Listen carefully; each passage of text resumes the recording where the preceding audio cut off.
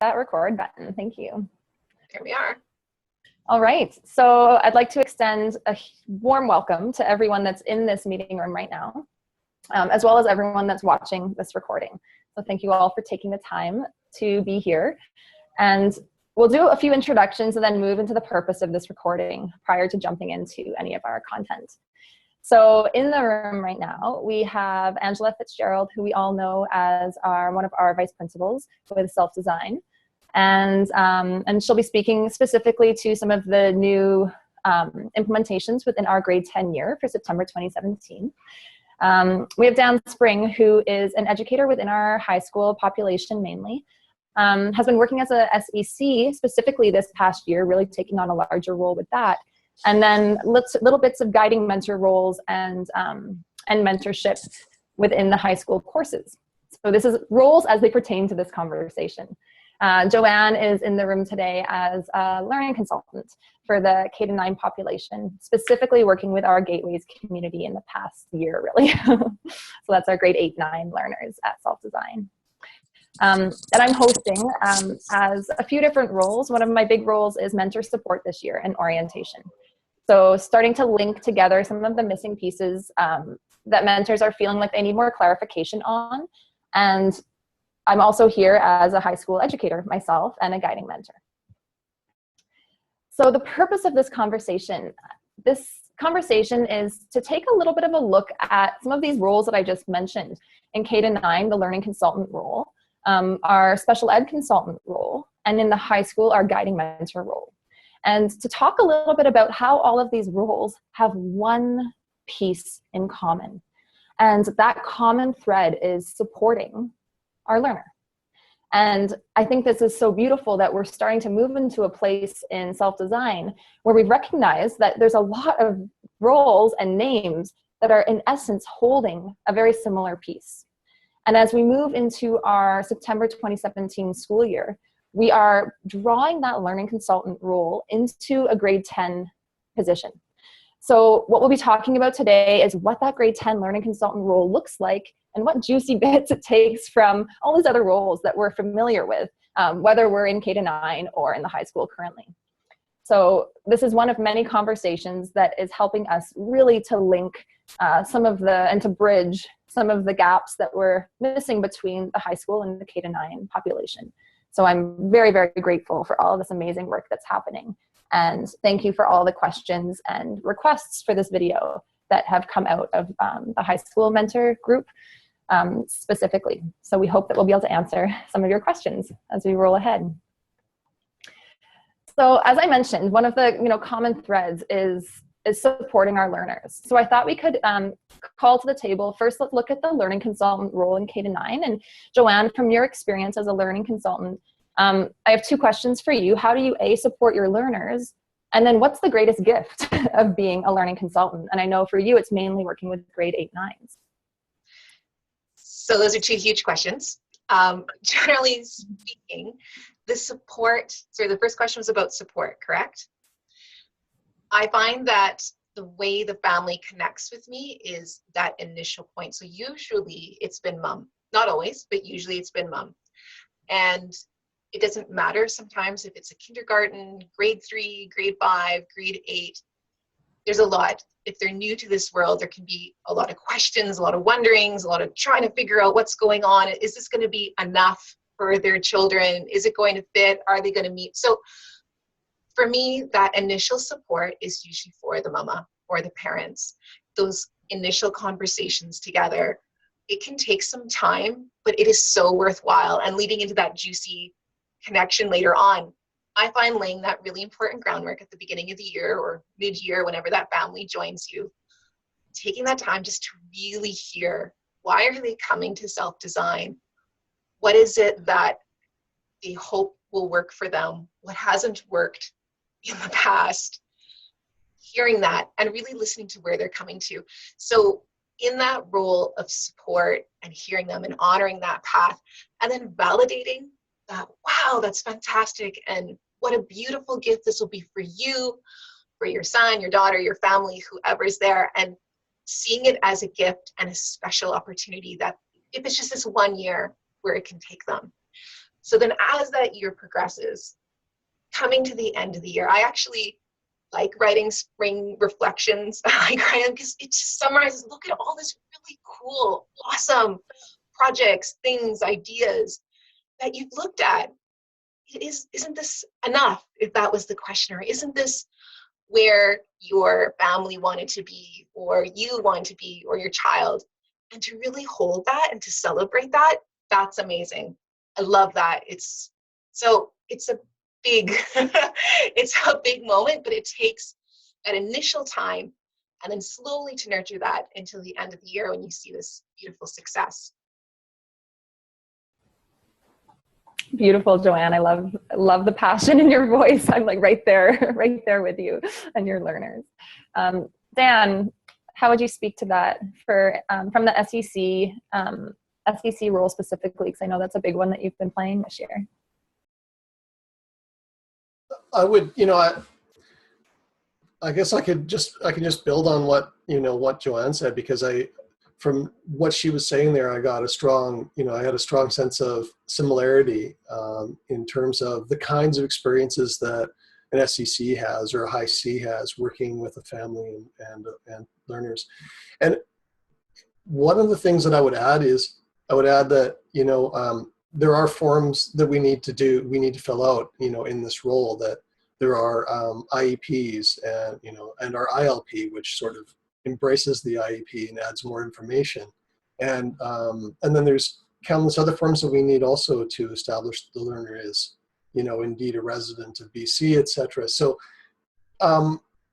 I find it to be incredibly important to push those back just a little bit and make sure I get a meeting or two in before I start working on those pieces. And I find it's okay to take notes towards those pieces, but just to really connect and to, as Joanne, as you were saying, to listen, to make room to hear is really, really huge. And not to presume anything in terms of support, working with learners in SC. I also find it to be really, really good for families. A lot of them are struggling. When they come, they're struggling with the idea that their child may have been recently diagnosed. And so and I don't want to, all the terminology around this seems just a little bit not quite fitting, but to sort of almost, I don't want to say to normalize, but to make it like it's not weird that their child has this, whatever it is they've been diagnosed with, to point out the strengths, because we frequently think of these of conditions as being weaknesses, but they aren't. They're differences, and there are strengths in there. So to point out those strengths is really, really important to bring understanding. And as a result, I find that the families will come out. They'll come out and they'll start to become so much more positive and so much more engaged in the process of supporting their child.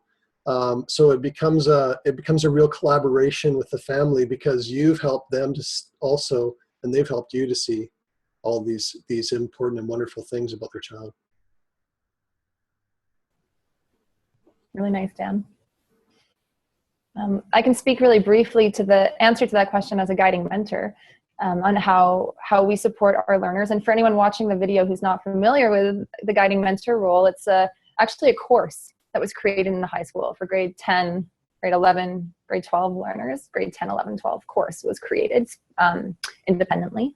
And the guiding mentor course was designed just from the foundations of self-design of relationship and support for learners, and being able to carry them in a place where they have the opportunity to connect more deeply with an educator, and based off of actually the learning consultant role from K to 9. And specifically the guiding mentor role does really look at path to completion and assisting learners in satisfying graduation requirements, and choosing courses that really work for them, and helping them kind of personalize their learning plan along their high school path. Along with that comes a lot of questions about leadership and self-leadership, digital literacy, so we can assist those grade 10 learners in really grasping some of these virtual concepts and give them some credits for it. And then moving all the way into the grade 12 course of the capstone projects and following through with some big projects that they are extremely passionate about and they want to take a hold of and present at the end of the year in a portfolio style. So as a guiding mentor myself, I think that, you know, how do I support my learners? Oh man. I think it's by that level of relationship. And I'm hearing that already as a common theme, by listening and by being curious and by prompting questions and really just by knowing them and being there. And what is the greatest gift of being a guiding mentor? I've had the gift of actually following some learners from grade 10 to grade 12 now. And that's so unique because I know in the K-9 organization that happens. And I always, you know, was thinking, oh, wouldn't that be neat? And now I've, you know, this is my year where I have some of my grade 10s graduating and and there's nothing like that. You know, it's really amazing to watch a learner go through it from the role of that support figure along the way, not just the deliverer of the information. That is the other role that I play a lot of. So taking all of these in, you know, the learning consultant, the SEC, and the guiding mentor. Angela, I'd love to hear you speak to your visioning for the grade 10 role of learning consultant that we had been calling maybe a one-to-one educator, and I like that we've come to that understanding that it is a learning consultant. Can you speak to some of those two questions that I mentioned, and feel free to broaden that as well, but how will they support their learners, and what do you envision being a greatest gift of this role? Yeah, so the SEC is really actually one of the best models of this and of making this transition. We're looking at having the learning consultant be the constant K-12, and there will be learning consultants who work with learners in probably in K-6, and learning consultants who work with learners in grade 7 to 9, like Joanne does, learning consultants who work with learners in SE, like Dan does, and learning consultants who work with learners in grade 10 to 12. They'll all be learning consultants with various areas added in that are additions rather than differences. So we did used to, you know, Dan talked about the SEC being like an LC. It's not that long ago that it was actually. We had LCs, and some of those LCs worked with SE learners. So really when we changed it to the SEC, it was just semantics. It didn't actually change what was happening. In fact, it was, anyway, so the SEC is an LC who also manages a budget and also works with SEAs to provide different supports, also does an IEP that is in addition to the LP that every LC does. So they do everything that an LC does, and then they have some additional things. So similarly, an LC who works in grade 10 will be doing everything that an LC does, which is communicating weekly, doing seasonal reports that update the learning plan, creating a learning plan with the learner, and then the seasonal reports are a check-in. Hey, how are you doing with your goals? Where are we at? And in addition to that, that LC will be doing something different than those who work in K-9 in that they will be holding awareness of grad plans. So they will be holding awareness of, hey, this learner wants to be a doctor. So there's going to be some different kinds of course choices and coursework required because we hold a responsibility there. We don't want that learner to get to grade 12 and then find out they didn't do the prep they needed for their life goals. And there are other learners that absolutely don't need to be thinking about any of those things because their goals don't involve post-secondary academic education. So I'm going to be working differently with that learner than I am with the one who actually has a very focused post-secondary academic goal. And so that's the piece that will be additional to an LC. So it won't be different than LC work. It will be a layer in addition to LC work. And then within that, what do you see as being like maybe like the most exciting part of that job as you've been been working with the role description and kind of dreaming this up? Well, we've talked about relationship. I think everyone here mentioned relationship, and that's fantastic. And I can't imagine trying to establish relationship with 175 kids. So if I'm working in the high school as a mentor and I have to me, it's like getting a huge pay raise. In a school system, in a brick and mortar school, to have class size reduced is equivalent to getting a pay raise when unions are negotiating. So we're talking right now about reducing class size from 175 to 31. It's unheard of in any, to have that big of a change and to be in the same pay grade with 35 learners as you were with 175. So as an educator who's worked in various school settings, that part's pretty exciting to me. And as a mentor who has had a lot of the learners over the years, that part's also exciting to me. Yeah. And really it just makes sense, doesn't it? When we look at our values at Self-Design. So another piece that is new to the high school educators right now is the concept of having an educator bio. And we're in the process over the next few weeks of designing these educator bios that will be published to a website that learners and families will be looking at in order to kind of find the best matching for this learning consultant and the learner. I'm wondering if either Joanne or Angela, you can speak a little bit more about like how the bio draws and connects learners and families. And then maybe a bit about sort of what sense of community there is around learning consultants. Because I've heard a little bit about this from you, Joanne, in the past, that there's a little bit of community as well of learning consultants knowing each other and knowing learners and being able to kind of assist in that process. So that's all fairly new for us. I'd love for that to be highlighted as well. Okay. Oh, go ahead, Angela. Okay, I'll start, and then I want to throw it over to you, Joanna, because I just want to just do it as a little add-on to what I just said about learners potentially going on into medicine, whereas other learners don't have academic post-secondary goals, or at least formal academic institution goals. And as someone who's wanting learners to know whether I'm the right person to guide them, if I have perhaps a math or science degree, I'm going to want to make sure that's in my bio, because that's what some learners are going to want as support for those post-secondary academic goals. So it's those kinds of things that we want to make sure, because families are going to have very different reasons for choosing a learning consultant in grade 10. Some families want a lot of help with that, believing it's okay, like this is legit, I can pull my kid out of school and it's still okay. So someone with lots of homeschooling or unschooling experience, maybe if I've led my own children through an unschooling experience and now they're doing post-secondary things out in the world, I'm going to want to put that in my bio, because some families want, like, wait a minute, does this work?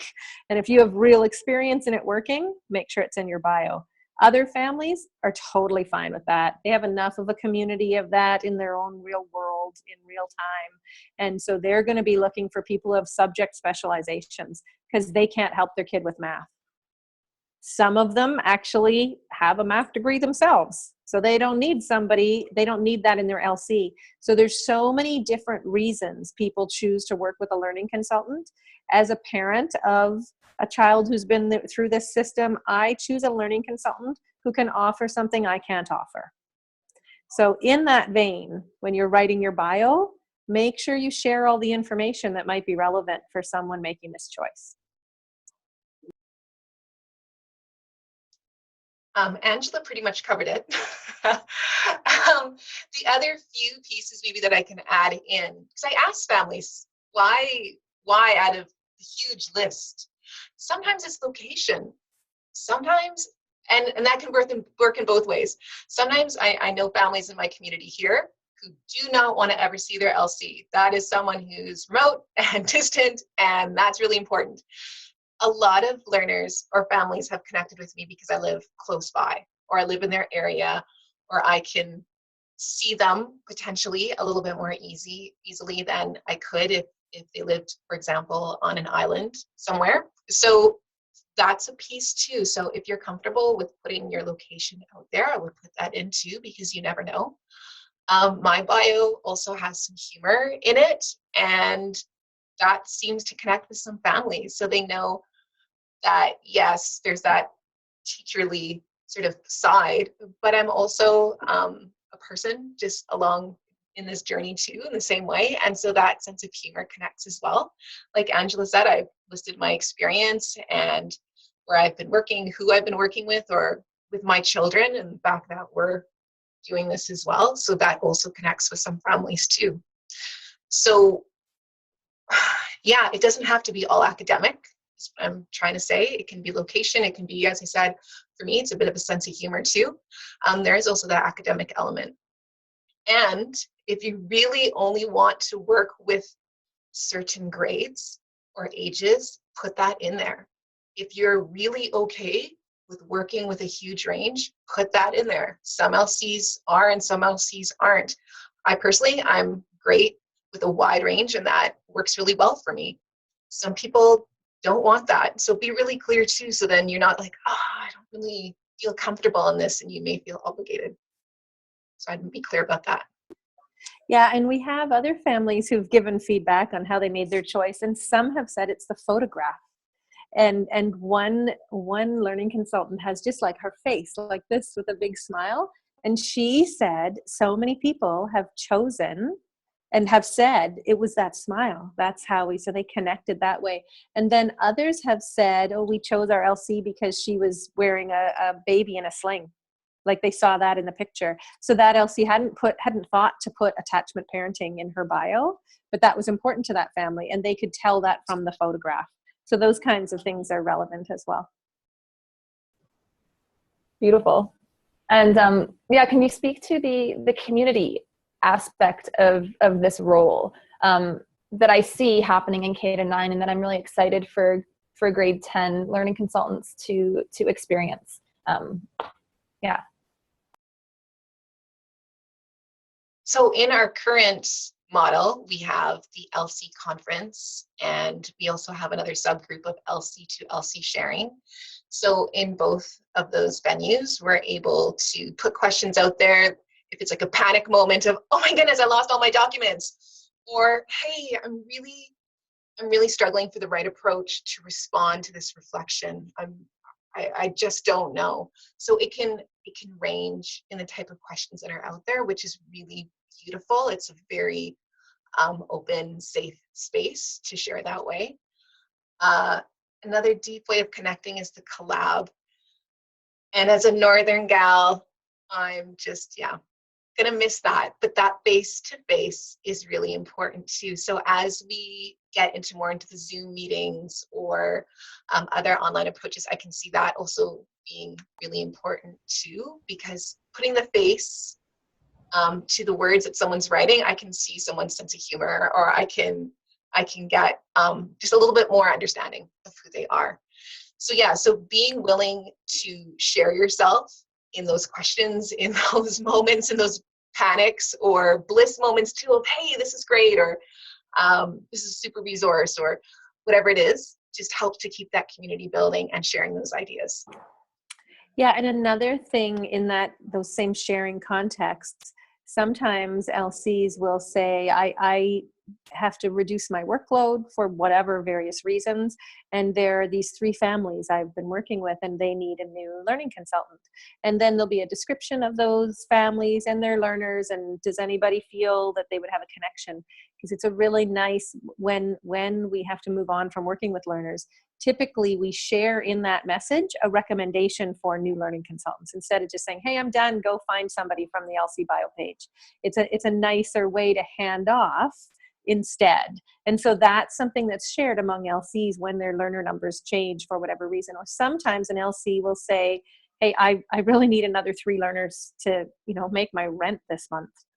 and typically that then comes into kind of some shared support to get those 3 learners for that learning consultant.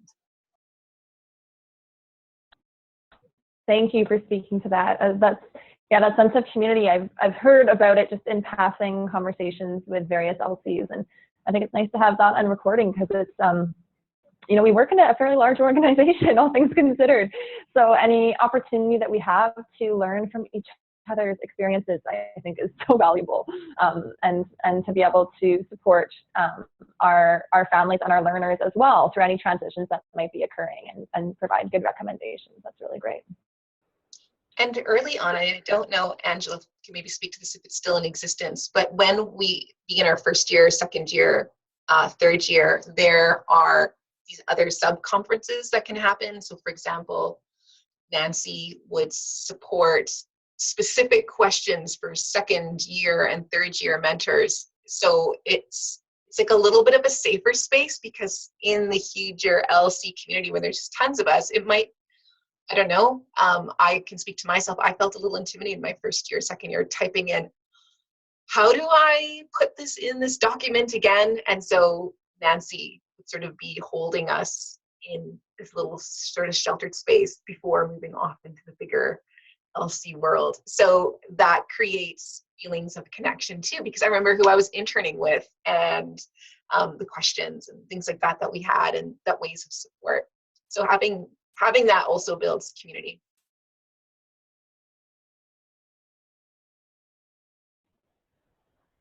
Wonderful. And Dan, I'm wondering if you have any questions for either Angela or Joanne on anything that we just kind of shared with us, because I know this is also fairly new for. I don't know how far the envisioning has gone in terms of what we see happening and the different definitions of the specific things that people will be doing in the different roles that they may fulfill at the 10 to 12 level. So I don't know if it's the right time to really start asking in-depth questions about that. But I would like to know more as it develops, and I have a feeling it'll be forthcoming probably in the future more, and maybe that's something that we're not really we're just kind of, this is maybe a part of that imagining that we're doing.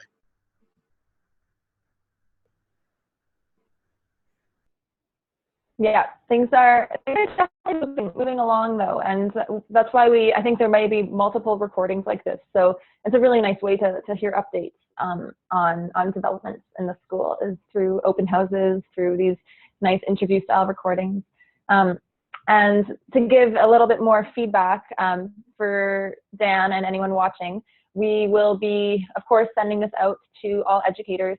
And in the next day or so, we're also sending out the bio template for the learning consultant role within the grade 10 year. So this movement is starting to happen, right? The rivers are starting to flow. It's springtime, snow is melting, and it's a pretty exciting time to be part of this organization.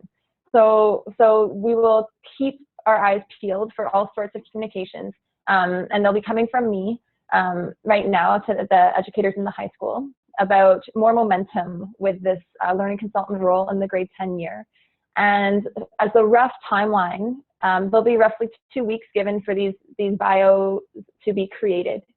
And then when we start to look into May will be our orientation month for this role. So there's various forms of orientation that will be occurring both online in our new learning platform, as well as in Zoom meetings that will be 2 hours in length, and really beautifully outlined to provide a nice scope as to the expectations for this role, and some tools to help educators move forward with this. So more details to come on all of those timelines and specifics, but this feels like a really nice sort of wrap up for our recording. So I'm wondering any final messages or words any of you wanted to share before we all say adios.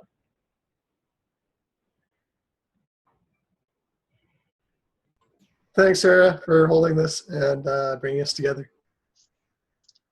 I think it's a great opportunity. I think it's what the community has wanted, is a greater connection between self-design high and the K-9 world. And now I see that merging just so beautifully and so well supported. I think it's going to be a great experience for people transitioning with their work, and just shifting how that's going to happen. It's going to be great.